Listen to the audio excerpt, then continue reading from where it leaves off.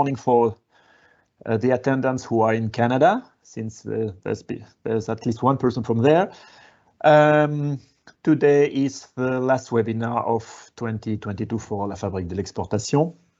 We are very happy to have Irina Surdu with us today. Here, Associate Professor Irina at Warwick University.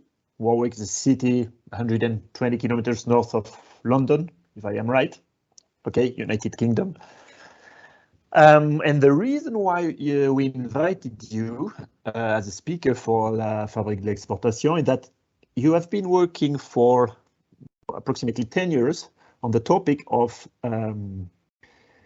investment and divestment and reinvestment on foreign markets, entering foreign markets, exiting and re-entering. And we know that not companies are successful on their foreign market penetration attempts. And what is sure is that it always involves resource allocation and risks.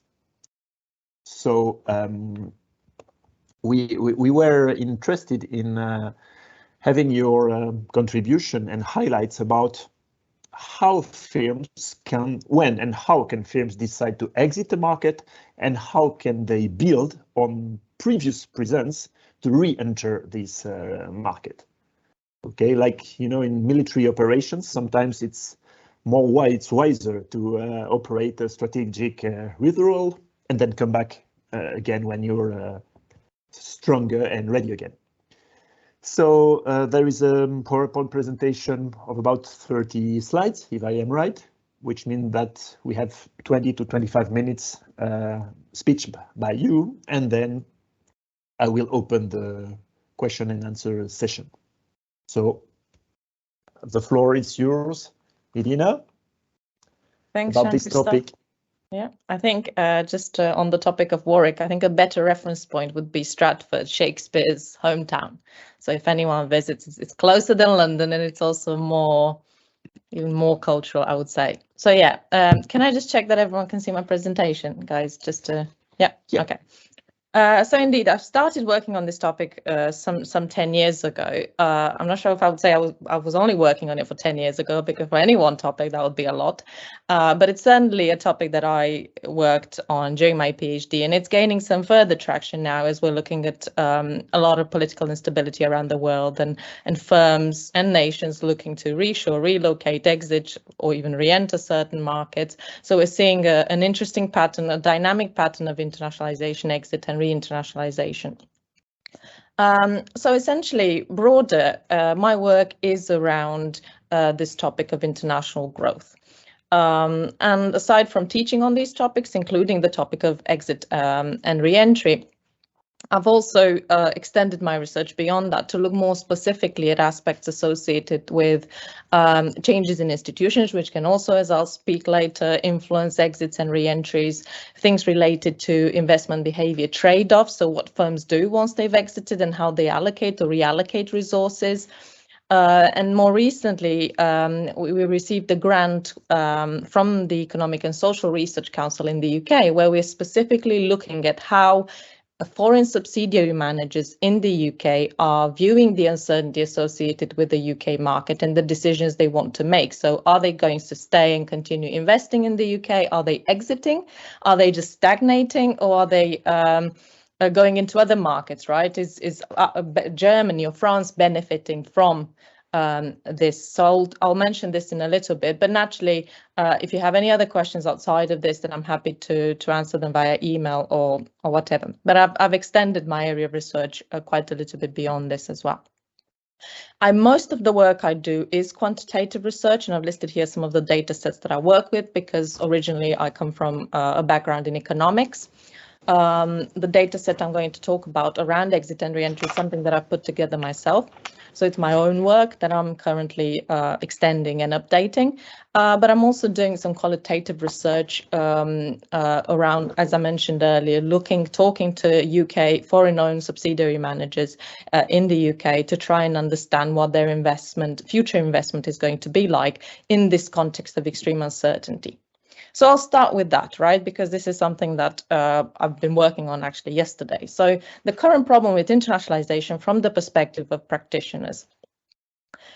Now, with the CBI Research Institute in London, essentially what we did was started to talk with a bunch of subsidiary managers to try and understand how they're seeing everything that's happening in the UK, both in terms of the customer side, so our products or services selling or going to sell in the future, but also from the perspective of institutions. What is happening in the UK? Do we have 3 prime ministers in less than 2 months, and so on? And all those aspects influence whether firms stay in the market, whether they partially exit, or whether they just kind of locate their more basic activities in that market and withdraw activities like research and development and so on. And now these managers, some of the things that they're quoting to be a huge issue associated with the UK market in particular are aspects related to the institutional environment, things like demand and labour shortages, which everyone's experiencing at the moment, right? But also an interesting thing that they mentioned and that I'm further exploring is this idea of the inadequate net return. And I want to talk about, and maybe, we have some opinions or questions later down the line. What we tend to find, and what I tend to find when we ask managers these questions, is a real risk aversity associated with further investment. And one of the things that they tell us is that even when there are some opportunities in the market, they are essentially afraid to ask for more funds from headquarters because they're afraid about return on investment and they don't want to be seen as failing, right? So big difference in terms of what the market's looking like, what institutions are looking like versus who's managing the business and the role of the manager and how they are essentially afraid of being perceived as failure. And I see this a lot in my research. So some of the challenges with internationalization are fundamentally that a lot of firms don't really have an exit plan. So even as we speak to managers, they don't really know what they're going to do. They just know things are not looking very well. Institutions matter more than ever, formally and informally, right? So a lot of the reasons for exit are related to an inadequate product or service, but also now coupled with uncertainty in the market in which you're operating. So if you have to spend more in adapting your products, how are you managing institutions? Is that also an added cost for your business? And a lot of the times, if it is, then firms might decide to exit the market if they can't afford to operate there. And actually, another thing that I found, both from the qualitative work, but also in generally the work I've done over time, is that firms don't have the well-designed strategy of how to deal with all these issues, not just in terms of, I'm in my home market and I'm going to this host market and I'm going to sell my wonderful products in this market, but also what is going to happen when I'm there? Will my customers afford my products? Will local institutions allow me to market and promote my product? And when all those dynamics come together, it actually becomes very expensive for firms to become international. That's why across the board, most firms are not multinational firms. And I have a few examples, maybe some of the ones that I found most interesting, older and more recent, to kind of illustrate these points. So a really good example, if you want to show everything that can go wrong with internationalization for a firm where you think, well, this firm has a lot of experience, the best managers in the world, surely they wouldn't do what they've done. So Walmart exited Germany in 2006. They spent about a couple of years in the market. They entered the market quite late. So market timing here was quite important. They entered the market in a saturated, essentially, market environment. And the only choice they had was to acquire a business in the market because there were no viable spaces to set up their large hypermarkets. Market was really competitive. They didn't do their due diligence. So cannot emphasize enough when it comes to international market growth, particularly if you're a latecomer, the importance of due diligence. So what is the culture like? What do customers want? And do we have the resources to tailor to those customers? And essentially, they didn't understand the formal but also informal regulations in the market.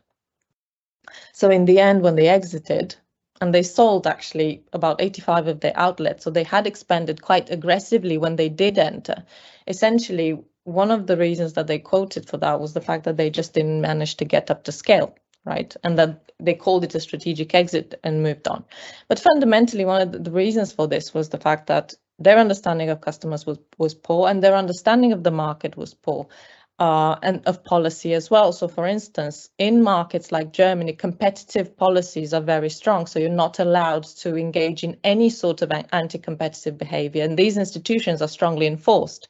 So when they try to sell their products below cost of production, the government stepped in and kind of said, well, you can't do this. You can't push your competitors out of the market through these anti-competitive practices, and slowly kind of reduced the power of Walmart, who practice these strategies in different markets in which they operate. So we had here I say it's a good example because it's a combination of formal and informal institutions that were very strong to essentially force them to come out of the market. Now I have to say, if you have any questions throughout, feel free to interrupt me, I don't mind. Now, will they re-enter? Any consultant with any mind would say no, right? Because there are too many changes that a company like this should do to their business model in order to enter the market. And in fact, they have a business model that doesn't really work in that market because it is highly exploitative, in terms of how much they pay their employees, how they treat their employees, and so on. So the costs of adapting for them, even for a company like Walmart, were too high.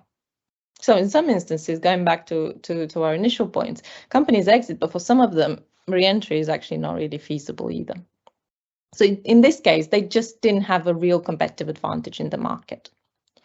So part of my research was understanding, how why re-entry happens, of course, how it happens, when it happens, how long do you wait, how long should you wait, but also to understand more issues around how does your previous experience in the market reflect on re-entry, because I did my PhD taking a behavioral theory lens to how managers make these decisions. So fundamentally, I was mostly interested to see how the exit experience reflected on the re-entry experience.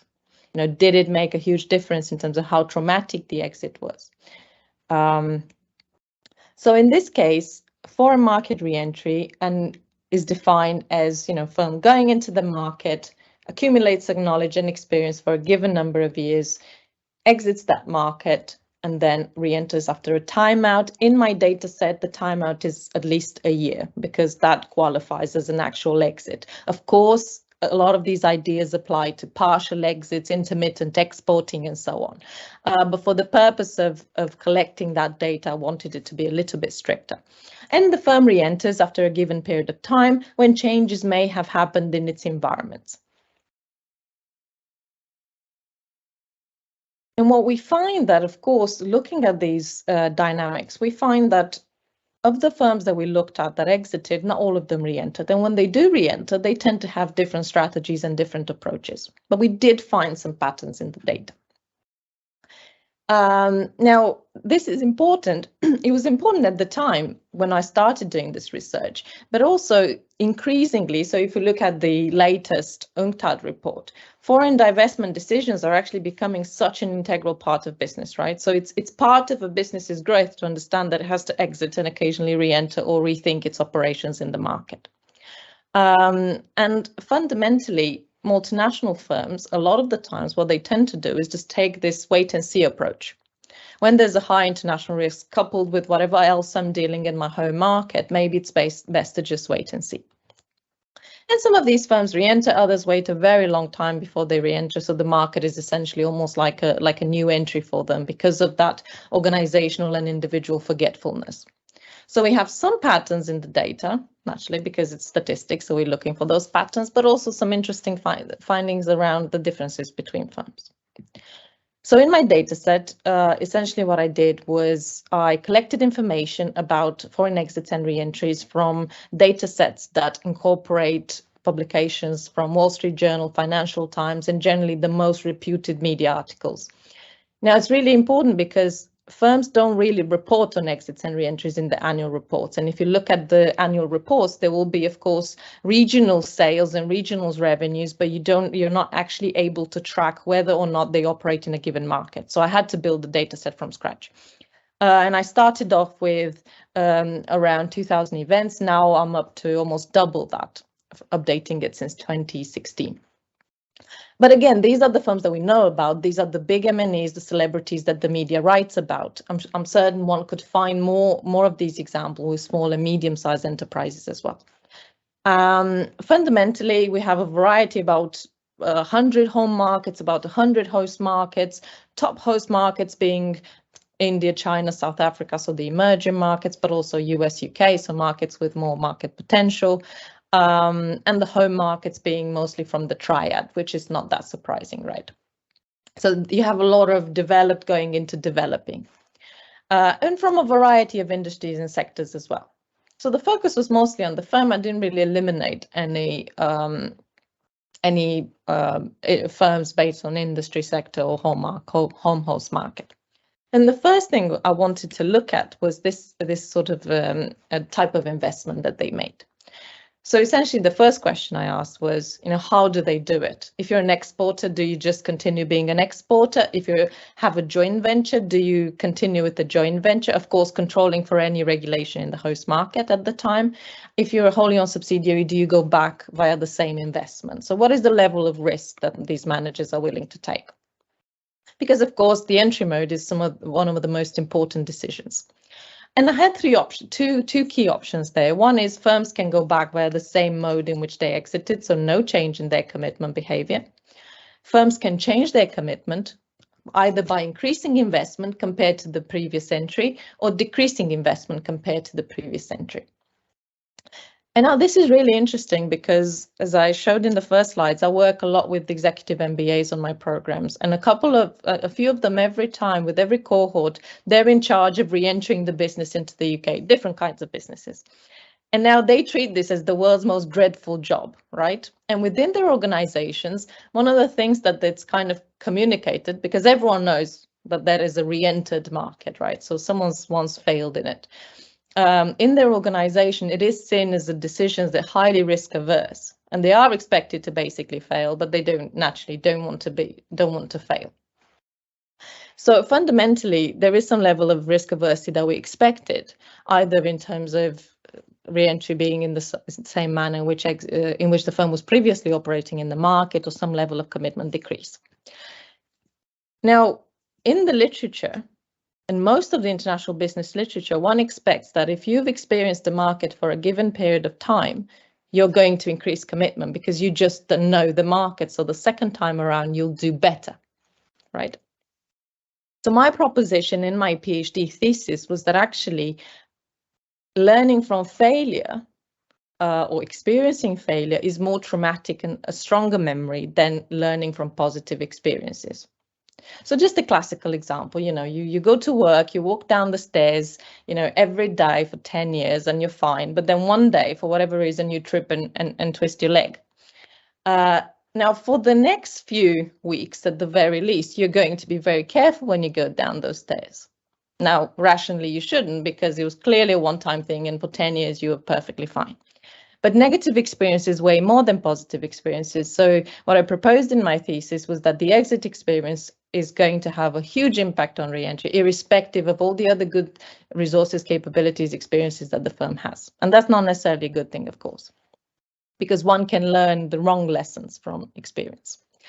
So what we tend to find is, on average, that when it comes to the data set as a whole, most firms re-enter via the same way in which they were previously operating in the market. Across the board, we see this more with exporters and franchises and licensing agreements, but we also see this with other modes like alliances and wholly owned subsidiaries. When it comes to changes in commitment, joint ventures, about half of the firms tend to escalate commitment, about half of the firms tend to de-escalate commitment. And the same goes for wholly owned subsidiaries. But across the board, about 60% of firms in our sample do show a high path dependency, in the sense of actually re-entering via the same mode of commitment. Now, we control for the firm's other modus operandi, so how they operate in other markets, and they have a variety of entry modes. So it's not like these are just exporters because they're exporters. And also looking at the way they operate in other markets, they do use other entry modes. So it's these specific markets where we see a high level of inertia, essentially. Now, like I said, the exit experience, I deemed it to be really, really important. And that was the premise of the thesis, that it's going to matter most. In our data set, we identified a series of exit motives. And I have to say, when I say the data set, it was quite a huge project. It took me about 2 years of day and night PhD work, collecting the data, thousands of Word documents that I analyzed in order to extract this type of information, because once you start digging into this kind of data, there is a lot to analyze. But fundamentally, I classified them into a series of motives. Now, a few of them, but still present there, were the strategic exits. So exits because there were changes in management. The new manager didn't really see the point of that market. A good example of that is Whirlpool washing machines in Australia. The market was doing well. Manager didn't really like it, didn't have experience in Australia, exited the business. A decade and a half later, new manager comes along and they think, well, why aren't we operating in this market? It's a fabulous market. So they just went back. So there are some instances where the reason for exit is not necessarily market related, and organizations are simply reorganizing their resources. Now, my experience looking at media reports and looking at what managers say now, a lot of them will quote this reason, but it's not always necessarily the case. Exit due to unsatisfactory market performance. So here we have quite a lot of the exits were the result of too much competition in the market. We're too diversified. We don't know how to deal with local competitors. They're too focused. We're losing market share. We don't understand our consumers' tastes. We don't know how to appropriately price a product. So we're overestimating demand and overestimating willingness to pay. And essentially, a lot of the companies that quote this tend to exit the markets because they haven't been able to adapt their product or service. Another category of poor performance, and we separate this from the market performance, is that related to mode performance. So entering the market via the wrong mode of entry, essentially, which can be tied into market performance. So just to give you an example, IKEA normally internationalizes where they can through wholly owned subsidiaries because they have a business model that they want to replicate in as many markets as possible. Now, when they went to Japan, demand for IKEA type products was very high, and actually the brand was very well known. They went through their own wholly owned subsidiary, but when they set up the subsidiary there, they realized that actually people wanted to buy the furniture, but the furniture was too big for Japanese homes, right? So you think, how can you miss that? And that's why going back to the point of doing due diligence. And sometimes it's really difficult to do that due diligence because market research is very expensive. So the second time they re-enter with the partner. Now the products were still the same, but the mix of products was something that the partner decided, and it was adapted to what customers in that market wanted. So it's a combination of poor mode and poor market performance. And last but certainly not least, we have exits due to some sort of institutional factors, whether it's firms being pushed out of the market or markets changing in terms of their access to capital, institutions, political change, and so on, that drives them out of the market. And the institutional change data we took from Economic Freedom of the World Index, coupled with the data I collected on market exits and re-entry. So I put together a data set that incorporates actually a lot of sources of data. Now, and this is why I wanted to come to this point, and I think I started with this point, aside from issues related to the market itself, and of course the exit is a very complex decision, and sometimes when you are in the middle of it, speaking to managers, actually it's really difficult to pinpoint what went wrong, especially when the manager that managed the exit leaves. It's hard to really look back and understand what went wrong. But increasingly, we have the influence of institutions. So on top of the cost that businesses are experiencing with adapting to different markets, they also have the pressure of non-market strategies, so dealing with institutional actors. And this is no longer the case just in emerging corrupt markets, as we'd like to believe, but it's also the case in developed markets where institutions are becoming more and more complicated. So overall, what I tend to find within my research was that the exit itself was a function of the re-entry itself, was a function of the exit motives, less so the experience that the firm had in the market. So in a nutshell, there were firms in the data set that were in the market for 30 years and did okay. Then market's condition change, they're a bit late to adapting, they exit. And when they re-enter, it is the exit experience that matters more to their decision than the actual experience spent in the market. And again, I don't know how many of you are fans of numbers, but this is from one of my articles. There's a lot going on there, but fundamentally, I took the data, the original data that I collected, merged it with different data sets on institutions, just to make sure that we're capturing appropriate measures for institutional change, and coupled it with data from the annual reports of the firms at that point in time when we looked at exit and re-entry, and collected everything from their revenues, number of employees at that point in time, experience in different markets, years of experience, countries in which they were operating, and so on and so forth, just to understand different types of experience associated with the company. Now, what we found is that the experiential knowledge acquired in the market at the time did not necessarily foster commitment escalation, so more investment. In fact, having spent a long time in the market can be quite detrimental, because you get a certain level of reinforcing the status quo and inertia. So a lot of experience is not always great. What we did find is those firms that changed their commitment were those firms where the mode of entry itself was the problem. So that decision-specific experience was more important. Where the mode of entry itself was the problem, we did tend to see a change in commitment.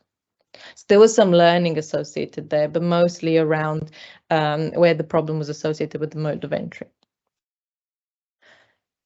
Now, like I said, firms that spend a lot of time in the market do tend to be more inert. So, and again, speaking to managers, I get the same feel from them, is that when you put a lot of effort into a given decision, the sunk costs become really high, right? And you can't recover those. So you become quite inert, and you tend to try and engage in the same strategies that you are familiar with, they used to be successful in the past. So one's own experience, including the firms, not just individuals, is not always a good strategic reference point. This also means, of course, that re-entrants in this case did, and there was some learning involved here, because we do tend to see that firms change their commitment when the reason was the commitment mode itself. So they changed their entry mode when the entry mode was the problem. And we also tend to see that favorable changes in the host institutional environment do bring firms back. So again, going back to the example of the UK, one of the reasons why we engaged in this project of trying to understand, even anticipate the exits before they happen, was to highlight to policymakers that having a stable institutional environment and reducing some of the uncertainty associated with the future will keep these firms in the same way in which increasing uncertainty will lead to partial and then eventually total divestments. So there are some policy implications here. Now, that of course means that at the firm level, it is really important to interpret the exit experience in the right way, right? So not always necessarily seen as failure, which tends to be in most organizations.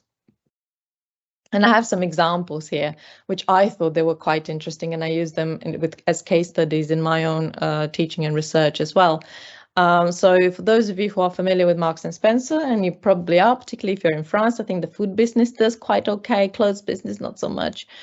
I call this an interesting case because their entries and exits and re-entries have all kind of been associated with the role of their managers.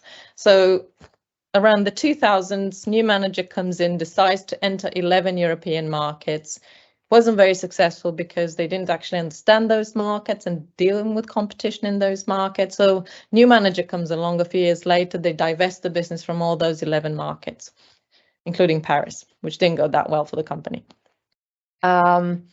New manager comes along, they decide that actually internationalization is the way to go. So they go back into those 11 markets, right? Again, a waste of resources, not a lot of due diligence being conducted in the meantime. And it's just essentially decision makers, managers wanting to grow the size of the business that they manage.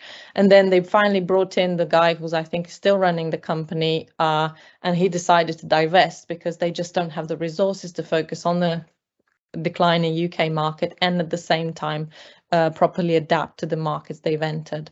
So fundamentally, in this case, it's all about the firm and its market failure rather than necessarily anything to do with institutions. And their history in France is probably one of the most interesting ones, but also when they exited the market, it led to the loss of over 3,000 jobs. And because of the differences in policy between UK and France, people found out that they didn't have a job anymore from the media, from the stock market, versus actually being informed ahead of time.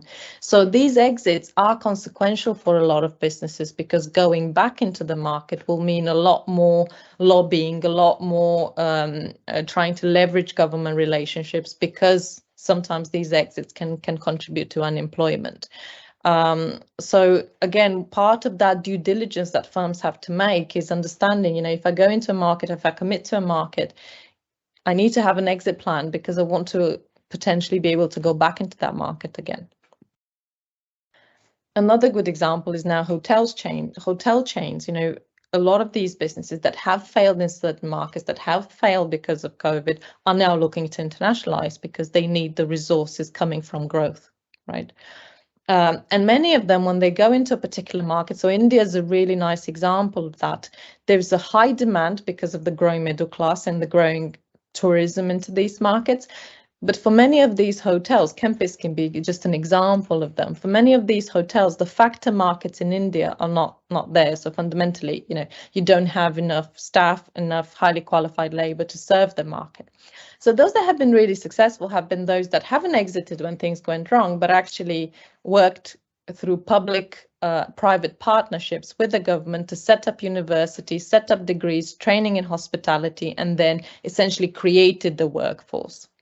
And those are the companies that benefited from capital, access to capital, government subsidies, but fundamentally a source of success for them in those markets were these public-private partnerships. Now, very different from a European market where you have people who are trained in hospitality who can deliver these services. If any of you have teenage children, I'm sure you've heard of TikTok. So again, really interesting dynamic with these Chinese online companies going into different markets and even other emerging markets, because many of them are become banned over time from these markets. Now here, what these businesses have realized that actually they need to show more commitment to the markets, because their exploitative ways of operating lead to the licenses being withdrawn. So in this case, for these companies, it's all about establishing local legitimacy, however the means to do that. In the example of ByteDance, which is the owner of TikTok, they're going back into India through joint ventures. So that they're looking to re-enter with a partner because they identified that to be a source of legitimacy in the market. So however good the product, however much demand for the product, they lacked that legitimacy in the market. Other examples now, if we're looking at banks looking to expand to avoid operating in saturated markets. And I have a nice example of Citigroup here that's going back or wants to go back into China. I don't think they've done that already. In the Chinese securities market specifically. Now, Citigroup, around 2017, China allowed foreign companies to have majority ownership in joint ventures, so to own about 51% of the joint venture. Now, Citigroup and other companies took advantage of that and entered those markets. But over time, where the companies didn't perform well, they tended to exit, including Citigroup. Those that held on for a bit longer and built relationships with the local government managed to lobby for more increase in their stake. And over time, the Chinese government then allowed them to have wholly owned subsidiaries. So Goldman, Deutsche Bank being really good examples of that. Now, those are amongst the few companies that have actually achieved profit in the market. So again, it goes back to this idea as to what is my exit plan. And if a market is crucial to my investment, then it's probably not a good idea to exit as soon as I'm not doing so well in that market, because re-entry is made more difficult once the market becomes more competitive, right? So a few maybe sort of conclusions, although I think anything to do with exit or failure, it is very complex because of the complex decision making that comes with it, right? But some of the things that I think managers should ultimately consider, whether they're exporters or engaging in different types of partnerships or even setting up their own affiliates in a given market, is embedding failure early in the internationalization process. So I used to work with a company that essentially they had, every time they met to make a big decision like an acquisition, they had what they call the pre-mortem. So they started off with this idea of failure. Let's say we failed in making this acquisition. What will we do about that? And it not only did they plan really well for everything that could kind of go wrong, but also they taught their team and top management team that it's okay to fail as long as you fail fast and you recover. So failing fast is really important, and I think it's important for it to be part of the organization's culture. Also, different types of learning exist in the organizations, and learning from failure is equally important as learning from success, as long as it is interpreted in the right way and it doesn't lead to inertia. So it doesn't lead to firms waiting too long before they go back into the market. Changes in management, from my own research, I don't see those necessarily correlated with success or failure. I see them correlated with certain decisions like going back into certain markets, or how managers commit to certain markets, but not necessarily correlated to performance. In fact, a lot of the times changes in management are just kind of scapegoating strategies to have someone to blame, when really the problem was the strategy, or the problem was the poor pricing method and so on. And last but not least, I think increasingly we'll see that non-market relationships, a relationship with institutional actors, governments, matter more and more, even in developed markets, as we're seeing a lot of uncertainty associated with policy making. So that should go hand in hand with the market strategies of these firms. All right, I hope I haven't sped through it quite a lot. So yeah, there's always much more to say, but I think I'll stop here. You haven't, thank you, Irina. Well, it's a very dense presentation. I'm sure there will be a lot of questions, especially as regards the last two slides.